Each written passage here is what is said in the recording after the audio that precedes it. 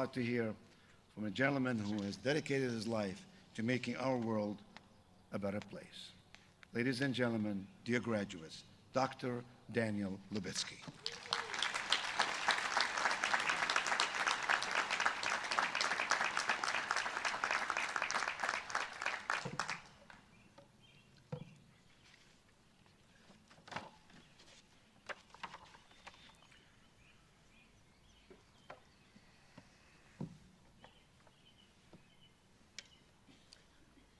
Thank you so much, President Qubein. Students, I stand here before you with incredible pride, not for the reasons you think. I was able to seize an artifact that I understand has caused enormous grief to all of you over 4 long years. I seized it from Dr. Qubein. And he does not know this.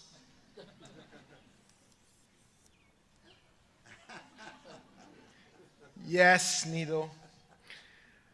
I'm told you've been using this sophisticated tool to snatch French fries from your students across 4 long years. No more, kids. You're liberated.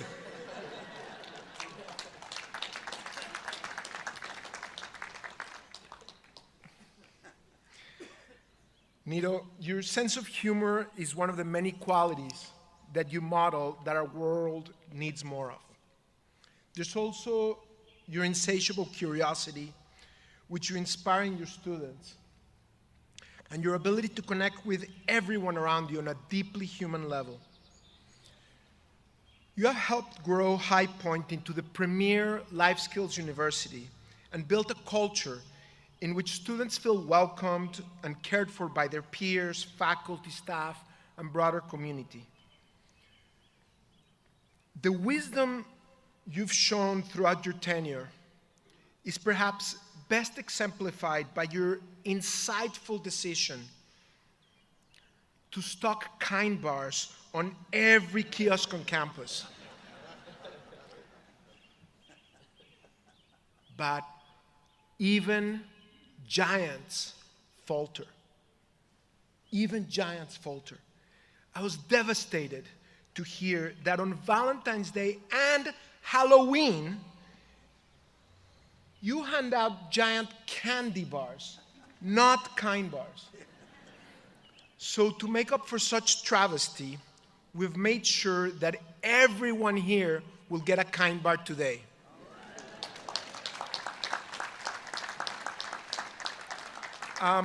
But there is a catch. At the end of the commencement, Alisa is going to hand out a multiple choice exam to all of you, and if somebody cannot explain what I spoke about over the coming 10, 12 minutes, you will not get one, so pay attention. I need everything needed for them to focus here. Students, let's take a minute to thank all of those who helped you get to this important moment.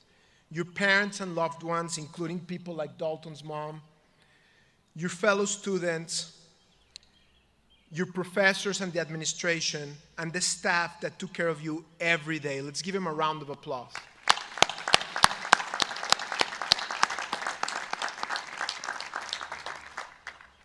I want to recognize 4 people who've made an impact on every student here today. They have doled out thousands of smiles, hugs, and encouraging words to our graduating students. Ms. Val, Mr. Christie, Ms. Christie, Mr. Chris, Ms. Lillian, could you please stand up? Let's give him a round of applause.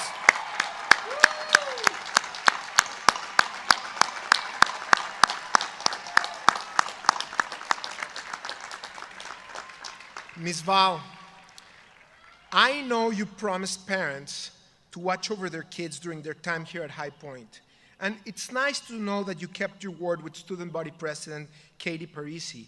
But it's downright impressive that you managed to keep the likes of J.P. Kerwick and Jordan Fowler out of trouble.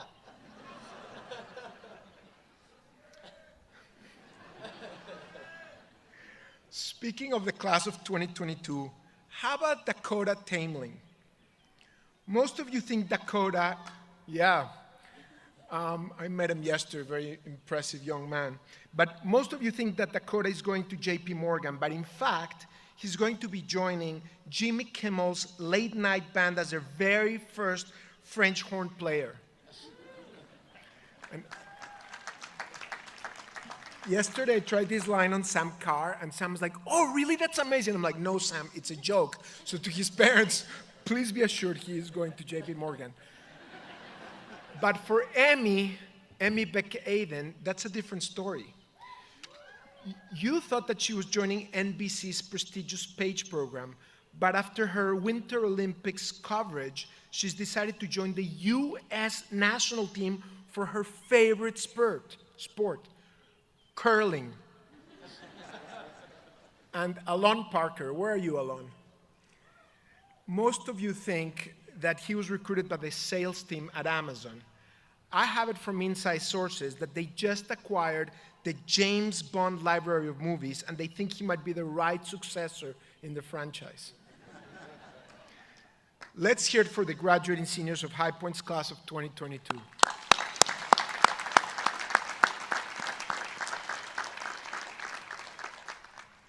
Today, I want to talk to you about a very important topic, something you've probably never heard about over the last 4 years: the growth mindset. I know I'm kidding. I think you've covered that topic amply. So instead, I will just talk about a light and fluffy topic: your generation's role in steering humanity in the right direction. No pressure, Dalton. But seriously, Dalton, I love what you shared about living everywhere you come better than you found it, and finding ways to give grace and inspiration to the people around you. And I want to talk today about how to do that, as you're all simultaneously challenged and blessed with graduating as our world is re-entering a stage of dramatic consequence. The ship of humanity is moving in the wrong direction, and it is upon all of you to steer it back on track. To illustrate this point, I want to compare the circumstances when my parents' generation came of age to those when my generation and your generation graduated from college. My father was 15 when he was liberated from the Dachau concentration camp by American soldiers. He was barely alive. He never got to go to school past 3rd grade, let alone college. My mom was the lucky one. She was able to finish high school.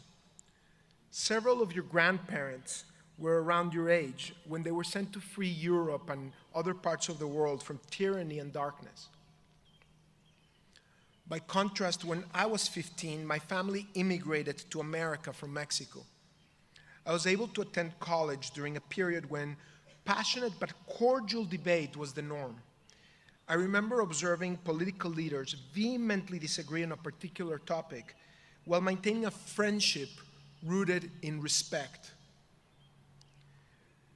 Our world was far from perfect, but the arc of human progress trended in an upward direction. Freedom, open markets, human rights, civility, and the quest for knowledge were all advancing. It seemed almost too good to be true. In fact, it was so good that we began to lose sight that our great American experiment isn't so much a fixed state of affairs as it is a purposeful daily affirmation, something that we opt into, live out, and vote for not once every 4 years, but every single day through how we engage with one another. Your generation is graduating at a moment when basic norms like kindness are under attack. Divisive social media algorithms, biased media sources, and self-serving politicians have increasingly polarized society and pushed us back towards bad habits. We're too quick to judge and too slow to forgive. Echo chambers on social media make us think that ours is the only way to see things and the other must be evil. While America was once the net exporter of values that help inspire progress, our tribal culture is now contributing to fragmentation across the world. Our dysfunction internally and our lack of resolve around protecting open minds and open societies and hearts has given dictators abroad impetus to threaten liberal democracies. The unprovoked invasion of Ukraine has marked one of the greatest assaults on the free world since World War II. This level of disruption is overwhelming, even paralyzing, but it comes with enormous opportunity. Chaos is a catalyst for us to step into our agency, because just as you are entering the world, our world is re-entering history, and you can help write its most epic chapter. Let me clarify to you and to your parents that I'm not asking you to give up on making money or pursuing your dreams. Parenthetically, I will maintain that you will achieve more success, and including financial success, if you find purpose in whatever you choose to do. That's certainly my experience with Kind. But I'm not asking you to change professions. I'm not talking about the what, but about the how. How we act along our daily journey ultimately impacts society in much deeper ways than any of us ever acknowledge. So here's my core piece of advice. We need to adopt daily habits rooted in curiosity, courage, and compassion. The 3 C's to excel every day in life: curiosity, courage, and compassion.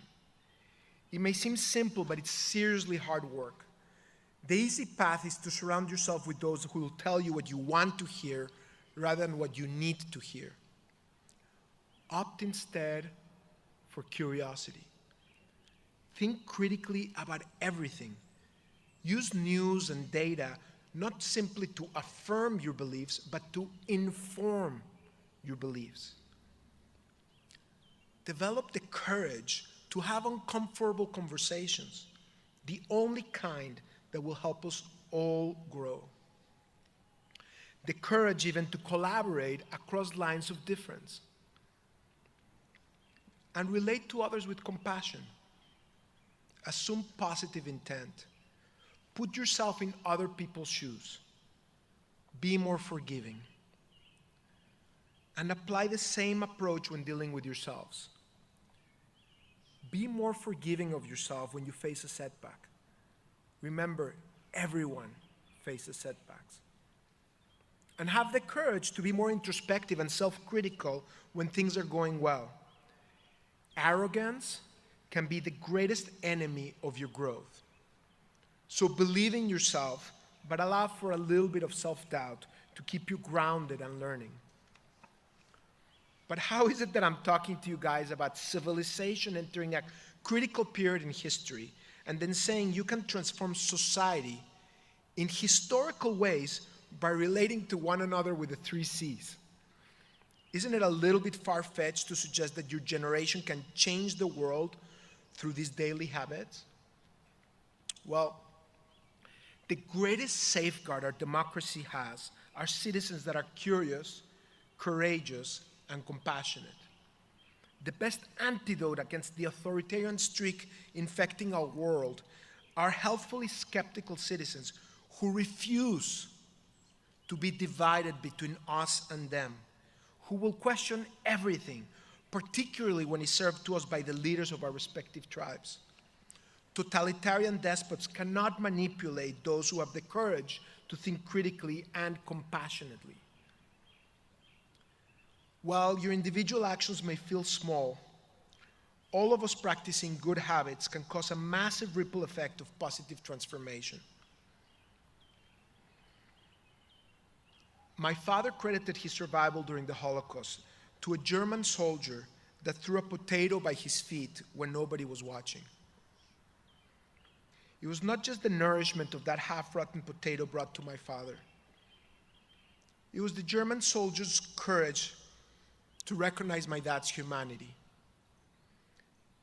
It's probably what made my dad remind himself that he was human and had to carry on. And Nido, I was reflecting earlier this morning, you and my dad would have been the best of friends. Do you know who else had a fork like this? My dad. He always played the same joke. Practicing these skills will not only improve your relationships and our communities, it will also help you excel at life's pursuits. At Kind, we're able to build a crazy idea into an incredible company because of the culture we created. Not just because of what we did, but how we did it. Prizing hearty debate, treating everyone with dignity, working hard, and thinking even harder, and no less important, developing a thick skin and having a thick skin and a sense of humor. Only a handful figured out that I have 3 hands right here. But if you think about it, give me back my hand. He's going to take it and start taking French fries from the students. If you think about it, what else can have more impact in society than how we relate to one another? We're ultimately a product of our daily interactions. We can be jerks throughout the day, or we can smile a little bit more, listen a little bit more, care more. When you look back at who you will become 30, 50 years from now, a lot will come from how you interact with others, from all those little moments. How you act along that journey will become your destination as a human being.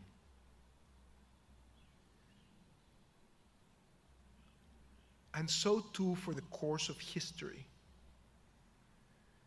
If all of us allow online anonymity to turn us into trolls, and it starts sipping into real life, and we're aggressive and insensitive to one another, what do we expect will be the aggregate result for our country and for humanity?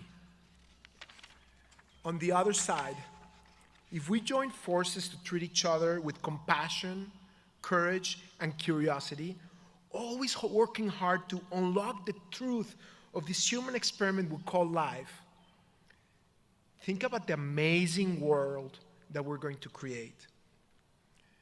You know why you should be enormously energized today? Because the stakes are so high and you have the power to make a huge difference. We all will join forces in shifting our culture back to what makes our country so amazing, to reknit the social fabric of kindness that underlies our nation's greatest achievements. Your generation will lead, and we will be with you every step of the way. It starts today as all of you graduate. It starts with every one of you. It starts with all of us. Class of 2022, let's go and steer that ship. Thank you.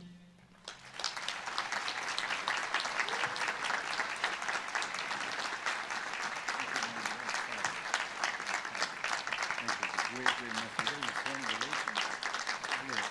Faculty and all